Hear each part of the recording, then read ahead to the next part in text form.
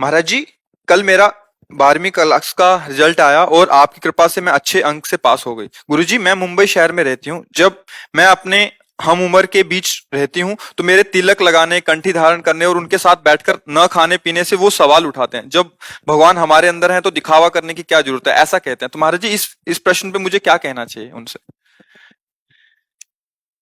बातुल भूत विवश मतवारे, ते नहीं बोलहि बचन विचारे, तिनकर कहा सुनी नहीं काना। जो संसार को सत्य मानकर भोग रहे हैं, प्रपंच को प्रिय मान करके जी रहे हैं, तो धोखे को जी रहे हैं। ये शरीर और जितना ये प्रतिक्षण नष्ट हो रहा है, हमें समझ में नहीं आ रहा। अब इस पे हमारी इतनी ममता हो चुकी है कि हमें लगता है मैं ही हूं, ये लगता है मैं ही हूं, जबकि ये शरीर है और ये नाशवान है, सब कोई जानता। अब इसे हम कैसे समर्पित करें? तो जब हम तिलक लगाते हैं तो हमको ये भाव आता है कि ये शरीर भगवान के दासत्व से युक्त हो गया। जब नाम जप करते हैं अंदर से, तो ये मन भगवान को समर्पित हो गया। और जब तन और मन दोनों समर्पित होते तो हम अपने आप को भगवान की ठसक में पाते हैं। केवल बातें बनाने से नहीं हो जाता कि भगवान तो हृदय में, बाहरी ये दिखावा थोड़ी है। ऐसे एक चौराहे पे खड़ा होकर तुम्हें निर्देश कर रहा हो कि आप गलत दिशा पे गए और एक थप्पड़ मारे तो आप उठा के पटक दोगे, लेकिन आपसे बहुत कम वजन का है, कम ताकत का है, अरे यहाँ बिल्ला लगा है, फिर आपकी नजर यूपी पे, सर सॉरी, बोलना पड़ेगा और निकलना पड़ेगा चुपचाप। है ना, हम हैं तो सब भारतीय ही, लेकिन बिल्ले का है ना प्रभाव। तो है तो सब भगवान के ही, लेकिन इसका प्रभाव है दासत्व का, कंठी का। क्योंकि ये भगवान का दासत्व है, दिखावा नहीं है। ये प्रियाजू का दासत्व है। अगर जिनको इस बात पर नहीं भाव, बेचारे हैं, न सत्संग सुने हैं, न धर्म जानते हैं, इसका बहुत बड़ा महत्व है। एक बार अकबर बादशाह था, तो आगरे आया, उसका पूरा सम्राट था, वो तो शासन ही था। तो आगरे किसी कार्य हेतु आया अपने राजकीय वैभव के साथ। तो सब यहाँ के छोटे छोटे राजाओं को बुलाया। तो ओरछा के राजा मधुकर शाह भी गए, हरिराम व्यास जी के शिष्य थे, वैष्णव तिलक लगा के। और भी ब्रजमंडल के बहुत से तिलक लगाए, राजपूत राज कर्मचारी। तो उसकी दृष्टि गई कि अधिकतर सब तिलक कंठी वाले हैं।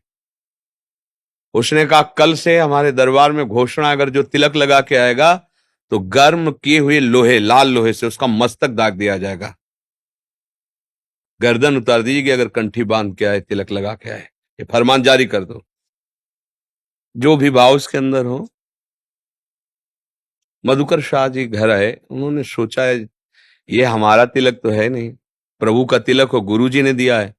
तो प्रभु तो अनंत लोकों के बादशाह हैं, इस एक मुल्क के बादशाह के हुक्म के मैं तिलक मिटा दूं उसका पालन करने के लिए, गुरु महिमा को मिटा दूं, प्रभु के दासत्व को मिटा दूं, फिर तो इससे अच्छा मरना अच्छा है। तो अंगरखा पहन करके ऐसे जाते थे। उस दिन उतार दिया ऊपर का, नीचे की केवल धोती, कमरबंद और तलवार और यज्ञोपवीत, द्वादश तिलक, बड़े बड़े लंबे तिलक। पहले तो छोटे छोटे, उस दिन बड़े बड़े तिलक, क्योंकि मरना है आज। वो मारेगा, बादशाह उसका हुक्म फरमान टाला तो मारेगा ही, उसके लिए क्या है। गए, अब वहां कोई तिलक नहीं लगाया था, केवल मधुकर शाह। सबको लगा या प्राण बचाओ, तिलक लगाने से क्या है, बादशाह 2 दिन रुक के चला जाएगा, फिर लगा लेंगे, चुपचाप घर में लगा लिया करेंगे बाहर। ये कमजोरी की बात है। भगवान का दासत्व किसी व्यक्ति का दासत्व है। गए, अकबर ने देखा और कहा तुमने मेरा फरमान नहीं सुना था? बोले सुना था, अब मेरी बात सुन। ऐसे ही बोले, तू है एक मुल्क का बादशाह, क्योंकि उन्होंने ठान लिया था मरना तो है ही। तू है एक मुल्क का बादशाह और ये तिलक है अनंत ब्रह्मांडों के बादशाह का। और तलवार खींची, जिसकी ताकत हो, मेरा तिलक तब मिटा सकता है जब मेरी गर्दन कट सकती है। पूरी सभा जैसे मानो नरसिंह अवतार हो गया हो, भगवद आवेश एकदम, तुरंत बदल गया। तुरंत राजा और बादशाह ये सब बड़े बुद्धि। अरे हम तो आपकी परीक्षा ले रहे थे, ये सब तिलक लगाए थे, में देख रहे थे कौन निष्ठावान है। धन्य है तुम, बड़े निष्ठावान हो, बोलो तुम्हारी इच्छा से मैं क्या कर दूं। तो बोले ब्रजमंडल में किसी को भी तिलक के लिए न रोका जाए और यहाँ कभी शिकार न किया। जो जो कहते जा रहे थे दस्तखत होते जा रहे थे। तुम दुनिया की नौटंकी नाटक मोबाइल में देख सकते हो, लेकिन राधा राधा नहीं जप सकते हो। तो भैया हमें लगता है कि अभी तो बच्चे है कलयुग, और आगे होगा तो क्या होगा फिर। भगवत तिलक नहीं लगा सकते हम? क्यों नहीं लगा सकते? इसमें क्या दोष है? प्रभु का दासत्व है, हम सब प्रभु के जन हैं। तो हम तुम्हारे मित्र नहीं रहे तो तुम मित्र हो ही नहीं, तुम तो हमारे शत्रु हो। हमें शराब पिलाना सिखाओ, हमें व्यभिचार करना सिखाओ, हमें गंदी आदतें सिखाओ, ये क्या है सब? फ्रेंड पना ये क्या है? फ्रेंड तो वही जो मुझे सत्य पे चलाए। कुपंथ निवार सुपंथ चलावा। तुम तो कुपंथ का मार्ग दे रहे हो, हमारे दुश्मन हो कि दोस्त हो? भाई हमारे सिद्धांत में जो हमें सच्चे मार्ग पे चलाए, माता पिता की आज्ञा में रहने का उपदेश करे, ब्रह्मचर्य से रहने को बोले, धर्म से चलने को बोले, वो तो हमारा दोस्त। जो हमें व्यभिचारी बना दे, जो हमें वीरहीन कर दे, जो हमें सत्यहीन कर दे, जो हम बड़ों का आचरण आदर करना चाहिए वो अनादर कराना सिखा दे, फिर क्या रह गया जीवन में? यही तो भ्रष्टता है। और भ्रष्टता की हम मित्रता मानते हैं। जो जितना हमें भ्रष्ट करे उतना ही गहरा दोस्त। हम अपने धर्म से चले, अच्छे पदार्थ पाओ, अच्छा जीवन जियो।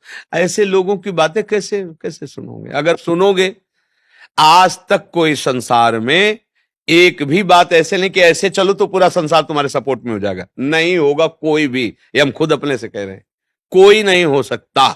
पूरा संसार 10 बोलेंगे वाह वाह तो 20 बोलेंगे कि या ये गलत है, इसमें ये गलत है। संसार का स्वरूप ही यही है, कहीं कोई चैन से नहीं रहे, तुम्हें अपनी मस्ती में जीना है। हम कई बार एक घोड़े सवार वाली कहानी सुनाई है। अब वो क्या करे घोड़े वाला? बुढ़ा को बैठाल के चल रहा है तो बोले देखो बुढ़ा कितना कर्कश है कि लड़का पैदल चल रहा है और आप घोड़े पे बैठ के चल। लड़के को बैठा बोले ये जवान कितना बेवकूफ है, बुढ़ा पैदल चल रहा है। और दोनों बैठ गए, बोले हराम का घोड़ा मिला होगा इसलिए दोनों चढ़ बैठे। दोनों उतर गए, बोले देखो दोनों कितने बेवकूफ है, घोड़ा खाली जा रहा है और दोनों। अब बोलो क्या करे? इसलिए अपनी मस्ती में रहो, दूसरा क्या कह रहा है ये नहीं सुनना, हमें गलत नहीं करना। अगर कहीं ऐसा हमारे लिए विधान बनता है तो हमने बताया है कि कलयुग है, मानो कैसे आप राजकीय कर्मचारी में हैं, अब मान लो आपको तिलक लगाना निषेध कर रहे हैं बड़े अधिकारी, तो रज ली और ऐसे घुमा दी सूखी रज, तो वो लग भी गया और कोई देख भी नहीं पाया, हमारे धर्म की भी पूर्ति हो गई, कोई वो विशेष अवस्था में। और ऐसे छोटे मोटे फ्रेंडों की बात अलग नहीं। जैसे आप मान लो किसी विशेष राजकीय कर्मचारी और वहां निर्देश है कि आप अपने टोपी और बिल्ला ऐसा ये तिलक ये सब, ऐसा नहीं अगर है तो हम ऐसे कर लेते हैं अपना भजन का, जब तक नौकरी हुई नहीं फिर इसके बाद अपने एकांत में भजन कर लेते हैं। पर ऐसे नहीं कि दोस्त कह रहे हैं वो ऐसा, ये दोस्त दोस्त है। आजकल दोस्त क्या सिखा रहे हैं? सोचो क्या सिखा रहे हैं? गांजा पीना सिखा रहे हैं, नशा करना सिखा रहे हैं, व्यभिचार करना सिखा रहे हैं। क्या है आप लोग तो हो संसार में, इसे यही तो व्यभिचार कहते हैं और किसे कहते हैं? ये क्या है? ये क्या है? तरीका क्या है? जहां एक दूसरे को संयम में चलाना चाहिए वहां एक दूसरे को भ्रष्ट होने की बातें सिखाई जाती है। मोबाइल गुरु है, जो जैसा वहां से हम देख पाते हैं वैसे ही हम कर रहे हैं। क्या आचरण हो रहा है आज हमारे समाज में? ये नई पीढ़ी कहां पहुंचेगी जब ब्रह्मचर्य ही नहीं है, सदाचार। छोटे छोटे बच्चे नशे करने लगे, छोटे छोटे बच्चे हस्तमैथुन का शिकार है। नई अवस्था के बच्चे कहीं ब्रह्मचर्य का कहीं भी कहीं स्वभाव में प्रवेश ही नहीं है। बस जितना अधिक से अधिक अधिक, बहुत जगह देखना, बहुत जगह जाना, बहुत जगह छूने का स्वभाव बन गया है। वो मन एक जगह बंध पाएगा फिर क्या दुर्दशा होगी? मान लो जब पति पत्नी का संबंध हुआ और मन इतना चंचल हो चुका है, अब वो ना तो पति में संतुष्ट है ना वो पत्नी में संतुष्ट है, अब क्या होगा? वो गृहस्थी क्या होगा? वो परिवार। अरे परिवार तो तभी सुखी होता है जब प्रेम की रज्जू में बंध कर दोनों एक दूसरे पे जीवन बलिहार करके धर्म से चलते हैं। वो भला इनमें आ पाएगा? होटलों का नए नए रोज होटलों का भोजन करने वाले घर की रसोई पसंद नहीं करते। आप पाके देख लो। ऐसे हर इंद्रिय है, हर इंद्रिय को आपने इतनी छूट दे दी तो धर्म का पालन कहां से कर पाओगे? मुझे लगता है आज की मित्रता से थोड़ा बचना चाहिए। जहां से हमारा धर्म सुरक्षित रहे उतनी मित्रता ठीक हो, जितनी मित्रता में धर्म हमारा नष्ट हो ऐसी मित्रता नहीं स्वीकार करनी चाहिए।